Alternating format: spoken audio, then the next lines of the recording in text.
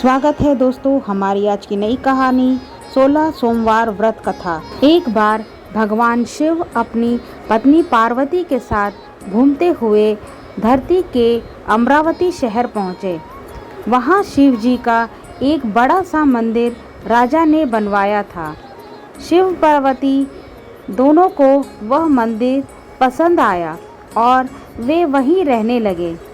कुछ दिनों बाद माँ पार्वती ने भोलेनाथ से कहा, प्रभु मुझे चौसर खेलने की इच्छा है। भगवान शिव ने सारा इंतजाम किया और दोनों आराम से चौसर खेलने लगे। तभी वहाँ मंदिर के पुजारी आ गए। पुजारी को आता देख माँ पार्वती ने पूछा, आप बताइए हम दोनों में से कौन यह खेल जीतेगा। जवाब में उन्होंने कहा, महादेव ही जीतेंगे।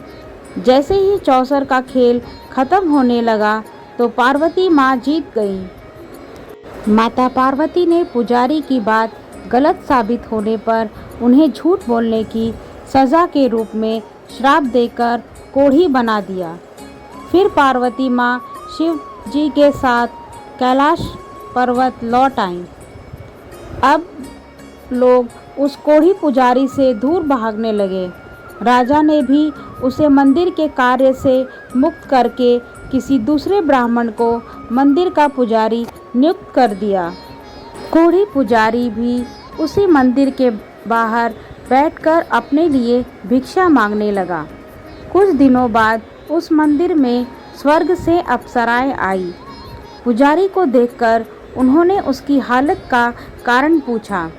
उसने माँ पार्वती द्वारा मिले श्राप के बारे में उन्हें बताया।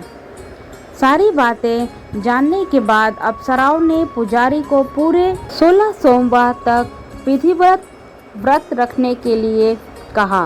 पुजारी को इस पूजा की विधि नहीं पता थी, तो उसने अप्सराओं से इसके बारे में पूछा। उन्होंने बताया कि हर सोमवार को सूर्योदय से पहले उठना होगा। फिर नहाकर साफ कपड़े पहनने के बाद गेहूं के आटे से 3 अंग बनाना। इसके बाद घी से दीप जलाएं। गुड़, बेलपत्र, नैवेद्य, अक्षत, फूल, चंदन, जनेऊ लेकर संध्या के समय सूर्यास्त से पहले प्रदोष काल में भोले बाबा की पूजा करना। पूजा करने के बाद एक अंग शिव शंभू को अर्पण करना और एक खुद ग्रहण करना। उसके बाद बचे हुए अंग को आसपास के लोगों में प्रसाद के रूप में बांट देना। इस तरह पूरे 16 सोमवार करने के बाद 17वें सोमवार को आटा लेकर उसकी बाटी बनाना। फिर उसमें घी के साथ गुड़ डालकर चूरमा तैयार करना। इसका शिव जी का भोग लगाकर इसे आसपास मौजूद सभी लोगों को प्रसाद के रूप में बांट देना। इस तरह से व्रत करने से भगवान शिव तुम पर प्रसन्न होकर कोढ़ की समस्या दूर करेंगे। ये सारी बातें बताकर सभी अप्सराएं स्वर्ग लौट गई। उनके लौटने के बाद पुजारी ने हर सोमवार को विधिवत व्रत और पूजन किया। 16 सोमवार पूरा करने के बाद 17वें सोमवार को सबको प्रसाद बांटते ही उसके कोढ़ की समस्या दूर हो गई। पुजारी के ठीक होने पर राजा ने दोबारा उस मंदिर में पूजा पाठ करने का जिम्मा उसे सौंप दिया। एक दिन दोबारा भोलेनाथ अपनी पत्नी पार्वती जी के साथ उसी मंदिर में पहुँचे।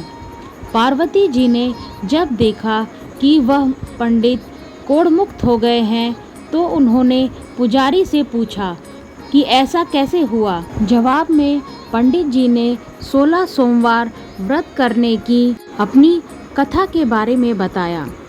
पुजारी की बात सुनकर माँ पार्वती काफ़ी खुश हुई। उन्होंने भी 16 सोमवार व्रत रखने की ठान ली। इसके लिए माँ पार्वती ने पुजारी से पूरी विधि जानी और अपने नाराज बेटे कार्तिकेय को वापस पाने के लिए नियम से व्रत करने लगी। 17वें सोमवार को जब उन्होंने सबको प्रसाद बांटा तो उसके कुछ दिनों बाद ही कार्तिकेय जी लौट आए। उन्होंने माँ पार्वती के पास पहुंचकर पूछा, माता, अचानक कुछ हुआ कि मेरा सारा गुस्सा ही खत्म हो गया, क्या आपने कोई उपाय किया था? जवाब में माता पार्वती ने 16 सोमवार व्रत के बारे में बताया। व्रत की विधि जानकर उन्होंने परदेश गए अपने दोस्त ब्रह्मदत्त की वापसी की मनोकामना के साथ व्रत शुरू किया। पूरे 16 सोमवार व्रत करने और उसके विधि विधान से समापन करने के कुछ ही दिन बाद कार्तिकेय का दोस्त वापस लौट आए। वापस आने के बाद ब्रह्मदत्त ने कार्तिकेय से पूछा, आखिर ऐसा क्या किया तुमने कि मेरा मन बदल गया? मैं बिल्कुल भी वापस आना नहीं चाहता था, लेकिन एकदम से तुम्हारा ख्याल आया और मैं लौट आया। कार्तिकेय ने भी अपने दोस्त ब्रह्मदत्त को 16 सोमवार व्रत की महिमा के बारे में बताया। इसके बारे में जानने के बाद ब्रह्मदत्त ने भी व्रत रखना शुरू किया। व्रत खत्म होते ही वह अपने दोस्त कार्तिकेय से विदा लेकर यात्रा पर निकल गया। दूसरे नगर पहुंचते ही ब्रह्मदत्त को पता चला कि राजा हर्षवर्धन ने अपनी बेटी गुंजन के विवाह के लिए स्वयंवर रखा है। राजा की प्रतिज्ञा है कि उनकी हथनी जिस भी लड़के के गले में माला डालेगी वही उसकी बेटी से विवाह करेगा। उत्सुक होकर ब्रह्मदत्त भी महल पहुंच गए। वहां कई सारे राजकुमार थे। उसी वक्त हथनी ने अपने सूंड में माला उठाई और ब्रह्मदत्त के गले में डाल दिया। राजा ने अपनी प्रतिज्ञा को पूरा करने के लिए ब्रह्मदत्त से अपनी बेटी का विवाह करवा दिया। शादी के बाद ब्रह्मदत्त की पत्नी ने उनसे पूछा, आखिर आपने ऐसा कौन सा अच्छा कार्य किया था कि हथनी ने सबको छोड़कर आपको मेरे लिए चुना? ब्रह्मदत्त ने उन्हें 16 सोमवार व्रत के बारे में बताया। राजकुमारी ने यह सब जानने के बाद अपने पति से विधि पूछकर व्रत करना शुरू कर दिया। व्रत के समापन के बाद उसे एक सुंदर सा बेटा हुआ जिसका नाम गोपाल रखा गया। गोपाल जब बड़ा हुआ तो उसने अपनी माता से पूछा कि आपने कौन सा शुभ कर्म किया था कि आपको पुत्र रूप में मैं प्राप्त हुआ। गोपाल को उसकी माँ गुंजन ने 16 सोमवार व्रत की कथा सुनाई। गोपाल ने शिव भगवान की महिमा जानने के बाद बड़े से राज्य को पाने की चाह में 16 सोमवार व्रत रखना शुरू किया। व्रत पूर्ण होते ही राजा के दूतों ने आकर उसे राजकन्या के लिए वरण किया है बताया। आनंद से विवाह संपन्न हुआ और राजा के दिवंगत होने पर ब्राह्मण कुमार गोपाल ही पूरा राज्य संभालने लगे। गोपाल ने भगवान शिव को धन्यवाद कहते हुए दोबारा 16 सोमवार का व्रत रखा। इसके समापन के दिन उसने अपनी पत्नी से सभी सामग्री पास के शिव मंदिर तक पहुंचाने के लिए कहा। मंगला खुद जाने के बजाय पूजा की सामग्री कुछ सेवकों के हाथों मंदिर तक पहुंचा दी। उसी दौरान आकाशवाणी हुई, राजन, तुम्हारी पत्नी ने 16 सोमवार व्रत का आदर सम्मान नहीं किया। अब तुम उसे अपने महल से तुरंत निकाल दो, वरना तुम्हारा सब कुछ खत्म हो जाएगा। भगवान शिव के अनादर के लिए महल से निकाल दिया।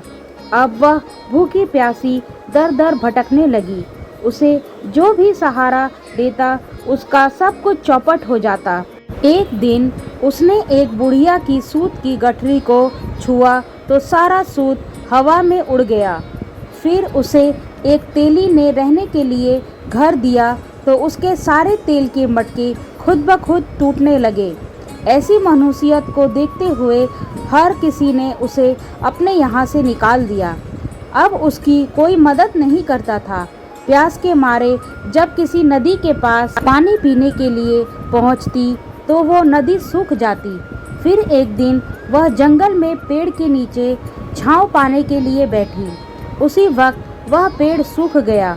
देखते ही देखते सारे हरे भरे पेड़ सूखने लगे। कुछ देर बाद वह एक तालाब पर पहुंची। वहां का पानी जैसे ही उसने छुआ उसमें कीड़े पड़ गए। यह देखकर वह हैरान हो गई और उसी कीड़े वाले पानी को उसने पी लिया। भटकते भटकते एक दिन रानी पुजारी के पास पहुंची। उसे देखकर पुजारी समझ गए कि उसके साथ कुछ सही नहीं चल रहा है। उसने रानी को मंदिर में ही रहने की इजाज़त दे दी। रानी मंदिर में सब्जी या फल को हाथ लगाती तो वह सड़ जाते, आटे को छूती तो उसमें कीड़े पड़ने लगते, पानी से बदबू आने लग जाती। यह सब देखकर पुजारी ने कहा, लगता है तुमसे कोई बड़ा अपराध हुआ है, जिससे नाराज होकर देवताओं ने तुम्हें दंड दिया है। इस बात के जवाब में रानी ने पुजारी को शिव की पूजा करने के लिए सामग्री से जुड़ी अपनी पूरी कहानी बता दी। यह बात जानने के बाद पुजारी बोले, तुम कल से ही 16 सोमवार का व्रत करना शुरू करो। इससे प्रसन्न होकर भोलेनाथ तुम्हें माफ़ कर देंगे। पुजारी से 16 सोमवार की विधि समझने के बाद अगले ही सोमवार से रानी ने व्रत रखना शुरू कर दिया। पुजारी उसे हर सोमवार को व्रत कथा भी सुनाते थे। 17वें सोमवार को जैसे ही रानी ने अपने व्रत का समापन किया, वैसे ही राजा को अपनी पत्नी की याद आई। उन्होंने अपने सैनिकों को उसकी खोज में भेजा और घर वापस लाने का आदेश दिया। सैनिकों को जब पता चला कि वह मंदिर में रह रही हैं, तो उन्होंने रानी को अपने साथ चलने की प्रार्थना की। तभी पुजारी वहां पहुंचे और सैनिकों को वापस महल लौटने के लिए कहा। राजा को जब पता चला कि उसकी पत्नी मंदिर में है, तो वे उसे लेने के लिए वहां गए। उन्होंने पुजारी से माफ़ी मांगी और सब कुछ बताया। पुजारी ने भी कहा कि ये सब भोले का प्रकोप था, आप अपनी पत्नी को ले जाइए। राजा और रानी के वहां पहुंचते ही वहां खुशियां मनाई जाने लगी। खुशी के मारे राजा ने पूरे नगर में मिठाई बंटवाई और ब्राह्मणों व निर्धनों को खूब दान दिया।